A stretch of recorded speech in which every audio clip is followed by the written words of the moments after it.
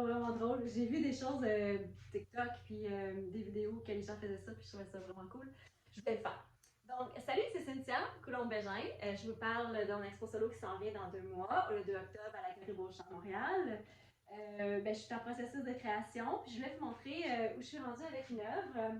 Cette femme que l'on voit là, et non, ce n'est pas une photo. Elle est peinte 100% à la main. C'est une question que je me fais vraiment souvent poser. C'est pour ça que lorsque j'ai l'occasion de peindre devant public, je commence toujours sur une toile vierge, une toile blanche pour que les gens voient tout le processus de création. Un peu comme j'ai fait pour Juno Chinard quand je suis passée à Salut Bonjour. Je suis arrivée le matin avec une toile blanche et j'ai terminé l'émission avec cette toile-là que j'ai présentée, ça fait environ un peu plus de 2 ans. Je commence directement sur la toile avec la peinture. Ensuite, les canettes en spray sont pas très précises, mais en même temps, elles me permettent de recréer un peu l'effet de la peau avec toutes les petites bavures, tous les petits picots qu'on peut voir, ce que j'aurais pas avec un airbrush, par exemple. Ça donne aussi un peu l'effet que le corps est en sculpture en béton, et ça, j'adore ça. J'adore le fusain aussi. Le dessin au fusain, c'est quelque chose que j'aimais quand j'étais plus jeune. Puis, l'effet photographique, c'est un peu comme ça que je réussis à l'avoir avec le temps.